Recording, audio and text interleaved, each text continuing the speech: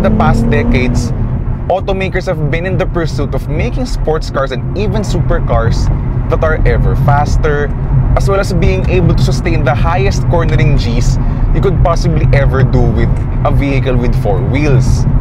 But let's be honest, where in the real world or where in these kinds of roads are you going to be able to enjoy such capabilities? With those high performance and very fast supercars, you're probably going to be able to enjoy them in just a few tenths of what it's capable of doing. And so in my opinion, the best sports cars, I think, for me are those that you could enjoy basically in these kinds of roads, your everyday roads, these smooth highways, or perhaps even a nice back road with very challenging and very technical twisties, and yet you're pretty much able to at least experience around 8 tenths or even 9 tenths, if you so dare, of what that sports car is capable of doing. One of those sports cars whose sole focus is fun and not necessarily the fastest lap times is this Nissan Z, a sports car that will always remind you to have a good time rather than just outright chasing the fastest lap times or the highest cornering Gs you could sustain when going through corners.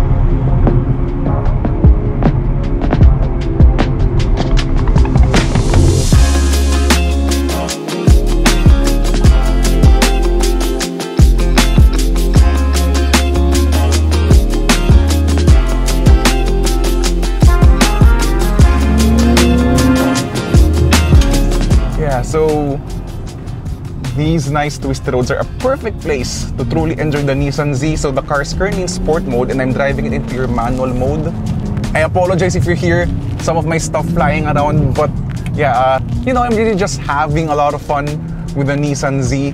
And yes, this car might have a 3-liter twin-turbo V6, but because with that 3-liter twin-turbo V6, the power delivery is really good. I mean, well, it's come to a point na medyo cliche na whenever we say that an engine or rather a turbocharged engine feels linear in kanyang power delivery. But if you're gonna check the way that the turbo gauge reacts to your throttle inputs, you're gonna notice na it's not delivering all of the boost the moment na umapa ka sa iyong throttle pedal. And there is a reason for that. When you step on the throttle, yung kanyang turbo gauge doesn't actually deliver all of its boost. So it's leaving a bit of boost whenever you mash the throttle in order for them to achieve that linear power delivery. There's actually another brand who does that trick. If you've watched my Ferrari Roma video wherein I said na yung kanang V8 twin-turbo engine feels very linear in kanang power delivery despite having twin turbochargers, it's pretty much the same principle as I'm noticing now sa kanang turbo gauge here in the Nissan Z. There's still a bit of turbo lag as you would expect in a turbocharged engine, pero yun nga, of course, in a sports car like this, minute na lang kanang turbo lag. But more importantly, by leaving out a few PSI sa kanang turbochargers, the power delivery becomes linear. It's very pretty much like a naturally aspirated engine. So I've driven both the Nissan Z and the Ford Mustang on track. And the Ford Mustang is actually the sharper tool when you drive the car on track. And that's somewhat intentional for both of the two cars in terms of how they were developed, because here's the philosophy behind the Nissan Z. So the Ford Mustang's magneto-rheological dampers, but the Nissan Z sticks with the usual passive dampers. But that's not exactly a bad thing because yun nga, while you're gonna feel more body roll here in the Nissan Z if you're gonna go through corners like these, the soft-ish suspension of the Nissan Z was by design so that you can feel the car going through the corners. You can already feel the body control. That's how you can adjust your throttle, how you adjust your steering. So it communicates its intents through the car's body motions. So the body control is meant for you to feel the vehicle motions while you're going through these corners. But its role na yun nga, it's kind of like the Mazda MX-5, basically, yung nararamdaman mo with the Nissan Z. Nissan says pa nga, it's kind of like a wheeling dance partner, and I could agree. I really agree with that sentiment here with the Nissan Z. Yeah, it's really easy to control this car. And I really love the way the body goes to the corners. It doesn't feel harsh at all because yun nga, the ride's compliant. Yun nga lang, I have to be honest though, while the chassis tuning, while the suspension, while the body control is really good, the engine's really good, the linear power delivery and all, the steering is a bit short on feedback for me. I mean, it's precise. There's precision dialed into the steering wheel, but especially in the first 10% ng kanyang on-center feel, it's a bit numb. Actually, hindi a bit numb. Talagang there's really not a lot of feedback going to the wheel. I like the weight, though hindi siya light. There's a bit of heft to it. I like the weighting, I like the precision past its on-center positioning sa steering. But, yun nga, I really wish for more feedback with the steering wheel of the Nissan Z. But yeah, as you're probably finally understanding na ngayon, the Nissan Z pretty much feels like a Mazda MX-5 but with more power, a better sound of course with the 3-liter twin-turbo V6. Though, speaking of the sound, aminin ko the 370Z sounds better for me because wala nga siyang turbos somewhat spoiling the intake noise, but it's good enough na I think itong tunog ng Nissan Z as it is. It's something that you could cure with a better exhaust, but as it is, I think it's pretty good na itong tunog ng Nissan Z.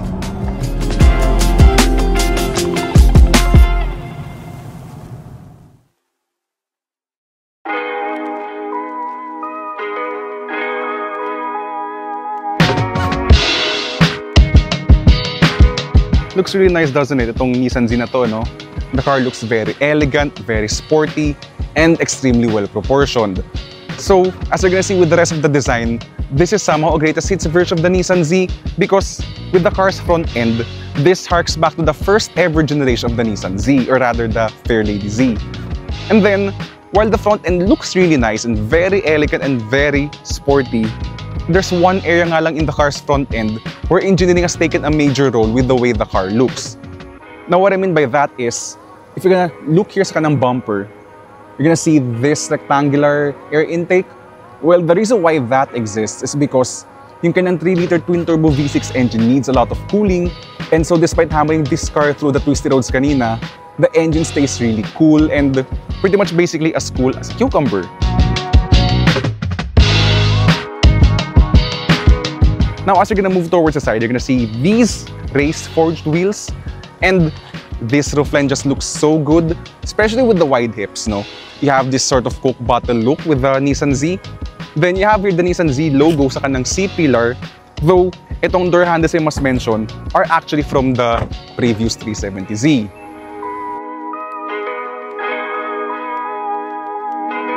But perhaps I think we can all agree that the best angle of the Nissan Z is with its rear end. This pays homage to the Nissan 300ZX, itong rear end niya, especially with this black panel here and these LED taillights. Now, you also have here two real exhausts sa kanyang rear end. And I mean, yeah, this car just looks so good here from the back. One thing to highlight, by the way, with the Nissan Z is that the trunk space of this car is actually pretty big. You have this large fastback opening, and so as a result of that, ang laki ng kanyang trunk area. Though yun nga lang, it's a bit on the shallow side, but yun nga, it's a long and wide area, and therefore, this is a very flexible and usable space at the back of the Nissan Z. So let's lower this. Yeah, I think that's a good time lang for us to hop inside the Nissan Z to see what else this car has to offer.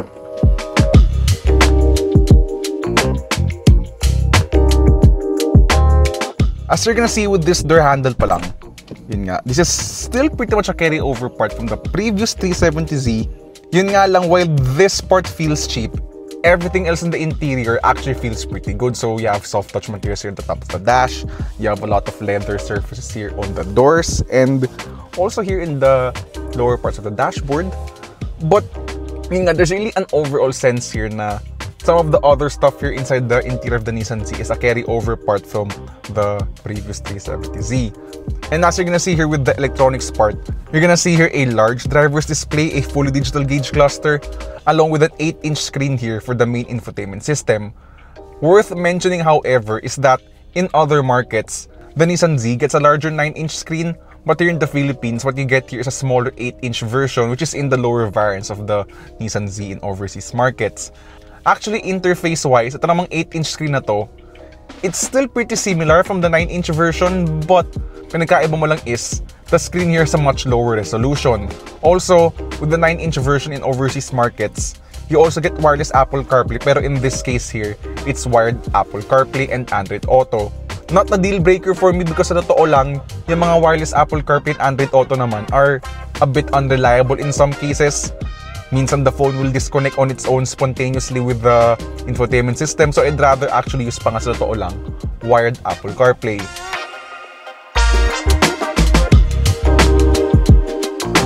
Another thing that you're gonna see in this interior is that though it's modern and there's plenty of tech, it's not necessarily filled with a lot of gimmicks. So these gauges here on top of the dash, they're all functional. So as mentioned nga kanina, this is where you're gonna be able to see the turbo boost and the turbo speed gauge. And then you also have here heated seats, though let's be honest, I'm not sure why you're gonna be using heated seats in the Philippines. And then lastly, what you also have here is a decent Bose sound system. I say the word decent because the sound's okay. I wouldn't say it's groundbreakingly good. So totoo lang damasat is a better Bose sound system pa nga than here in the Nissan Z. But yeah, you don't necessarily buy this car naman for the tech or for like the luxury features. This is reasonably modern and reasonably stylish, and also reasonably practical because you also have a large enough center console, though the second cup holder is covered by the center console. So if you're gonna have 2 drinks, basically in front passenger mo, you're gonna have to leave the center console door open. And then your sun visors here, the usual sun visor, you have a light here. And then as you're also gonna notice sa kanang sun visor, you have this extension here. So kung ganito siya, and that's actually really good because your side windows are actually pretty long, so this comes in really handy. Yeah, that's pretty much what you would see here in the front of the car. So let's start driving the Nissan Z and to explore what this car is like to drive lang on a daily basis.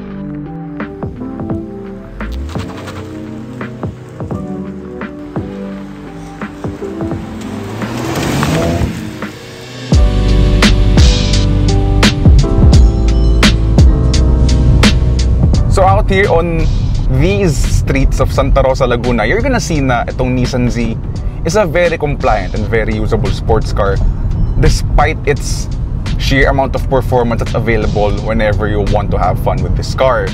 Let's start with the 9-speed automatic because with this car, itong 9-speed automatic niya, I wasn't able to tell this nga pala kanina when we were driving this car in the twisties, pero this 9-speed automatic, by the way, is actually made by Mercedes-AMG. That's been co-developed with Nissan, of course, to fit with the Z's character and that 3-liter twin-turbo V6. And so basically, itong 9-speed automatic niya is actually a very good automatic transmission, especially in performance car applications. But what that transmission is able to do is that ang sobrang snappy nung power delivery niya. And so basically, itong 9-speed automatic niya is actually a very good automatic transmission, especially in performance car applications. Anyway, transmission aside, if you're driving the Nissan Z at these speeds, yun nga, the car is very docile, the 3-liter twin-turbo V6 becomes very manageable, and basically with the soft suspension, the light steering in this standard mode, this is really a very docile and very perfectly usable everyday sports car.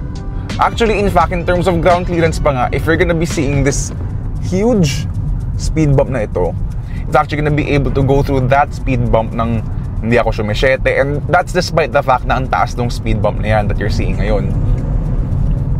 Okay, so we've cleared.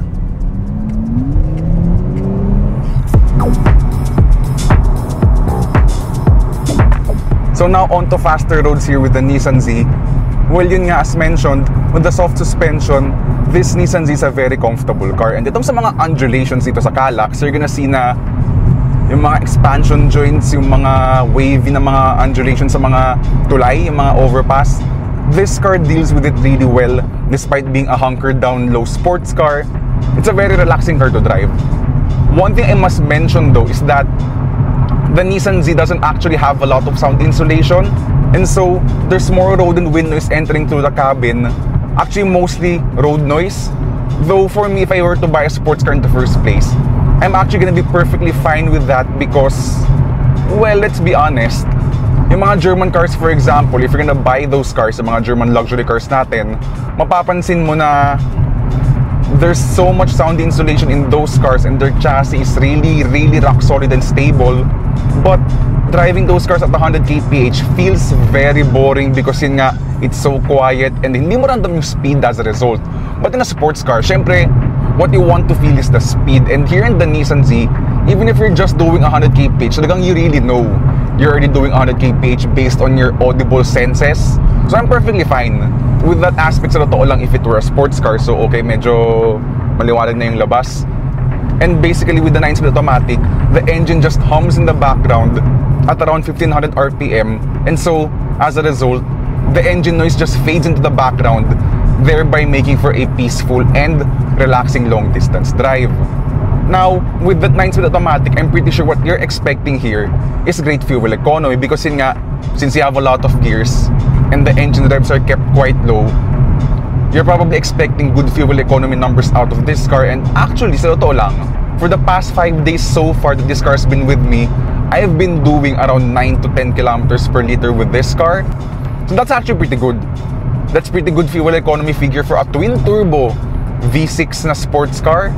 But lastly, one of the other parts where the Nissan Z is truly an everyday sports car is with its advanced driver assistance systems. Because yes, this might be a sports car, but this comes with a full suite of Nissan Intelligent Mobility advanced driver assistance systems. So what you have here is automatic emergency braking, blind spot warning, rear cross traffic alert, and you actually even get adaptive cruise control. So if you're gonna be out on the highway and you just want the car to accelerate and brake on its own based on the current traffic situation, yeah, the Nissan Z could actually do that. And that's basically the thing with the Nissan Z, no? It's a sports car that's been well thought out, and not just with the emotional connection you feel with the car when you drive it in twisties, but also with the way it's so usable on a daily basis, which makes this Nissan Z a very livable and very docile, yet highly capable sports car whenever, of course, you want to have a bit of fun. So the Nissan Z is a sports car that puts driving fun and emotions at the forefront. Though it is fast, hindi siya dinevelop ng Nissan to destroy a lap record, just like the hardcore Honda Civic Type R.